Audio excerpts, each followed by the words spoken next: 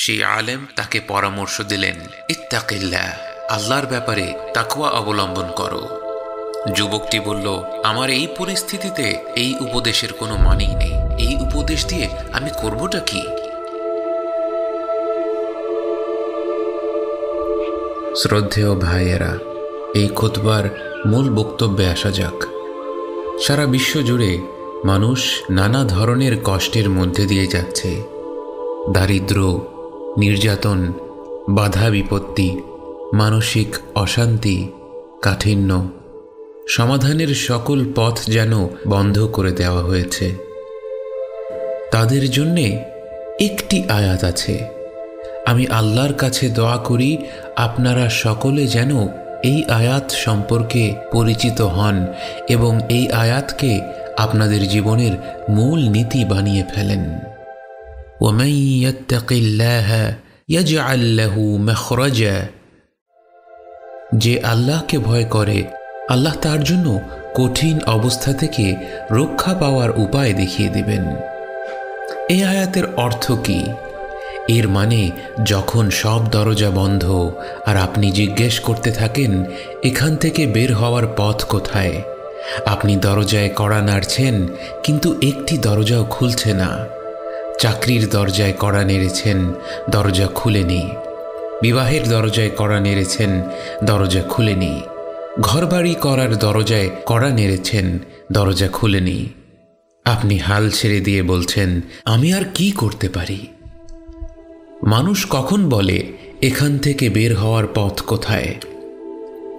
যখন জীবন সত্যিই কষ্টকর হয়ে পড়ে, যখন সব পথেই বাধা, যখন সব আশা ভেঙে যায়, যখন মানুষ ডিপ্রেশনে ভোগে, যখন সে হতাশার চূড়ান্তে পৌঁছে যায়। ওয়ামান ইয়াত্তাকিল্লাহ ইয়াজআল লাহু মাখরাজা, যে ব্যক্তি একজন জীবনসঙ্গী খোঁজার ব্যাপারে আল্লাহকে ভয় করবে, আল্লাহ তার জন্যে বিয়ে সংক্রান্ত কষ্ট থেকে পরিত্রাণের পথ বের করে দেবেন। যে ব্যক্তি তার সন্তানদের বেড়ে তোলার ব্যাপারে আল্লাহকে ভয় করবে, আল্লাহ তাকে তাদের অবাধ্যতার যন্ত্রণা থেকে পরিত্রাণের পথ বের করে দেবেন। যে তার রুজি রোজগারের ব্যাপারে আল্লাহকে ভয় করবে, আল্লাহ তাকে তার অর্থ সম্পদ হারানোর দুর্দশা থেকে পরিত্রাণের পথ বের করে দেবেন। যে একমাত্র আল্লাহর ইবাদতের ব্যাপারে আল্লাহকে ভয় করে, আল্লাহ তাকে শিরকের সর্বনাশ থেকে পরিত্রাণের পথ বের করে দেবেন। যে তার ব্যবসায়িক লেনদেনে আল্লাহকে ভয় করবে, আল্লাহ তাকে লোকসান থেকে পরিত্রাণের পথ বের করে দেবেন। এই তালিকার কোনো শেষ নেই। কিন্তু আমি এই আয়াতের পরের অংশে নজর দিতে চাই।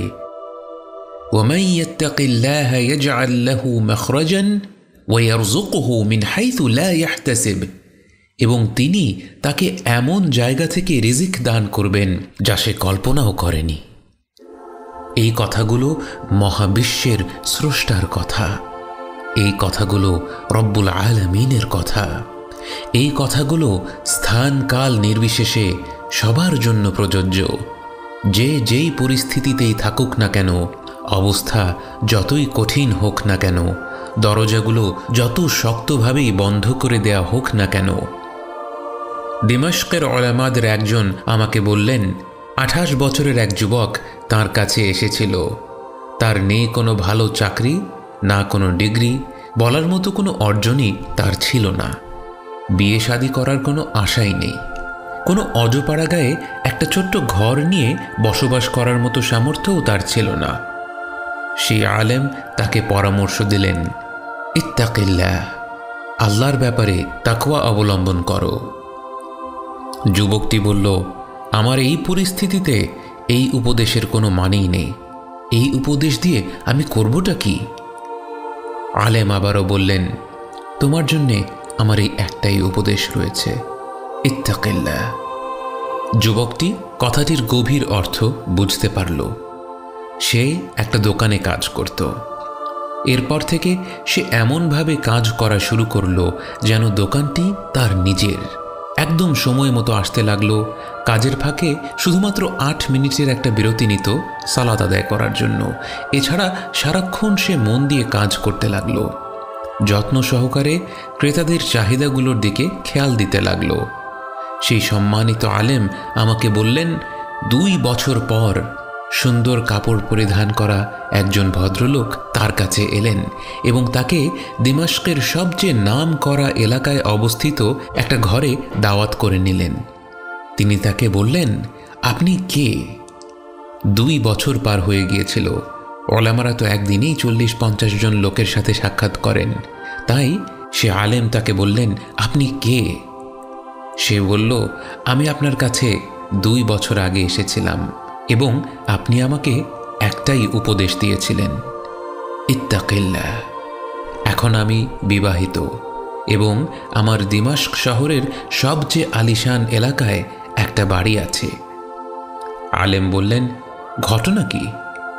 সে বলল, যখন আমার দোকানের মালিক দেখলেন আমি কতটা নিষ্ঠার সাথে, কতটা যত্ন সহকারে আমার কাজগুলো করছি, কত পরিশ্রম করছি, তিনি আমাকে না জানিয়ে একটা আলিশান বাড়ি কিনে ফেললেন। এরপর তিনি বললেন, আমি এই ঘরটা সুন্দরভাবে সাজাতে চাই, তুমি যেভাবে ভালো মনে করো কাজটা করিয়ে নাও।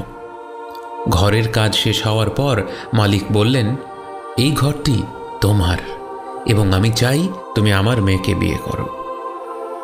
আল্লাহর কসম আমার শ্রদ্ধেয় ভাইয়েরা, এবং আবারও আল্লাহর কসম, সবচেয়ে কঠিন সময়গুলোতে, সবচেয়ে কঠোর পরিস্থিতিতে যে আল্লাহকে ভয় করবে, আল্লাহর ব্যাপারে তাকওয়া অবলম্বন করবে, আল্লাহ তাকে পরিত্রাণের পথ বের করে দেবেন।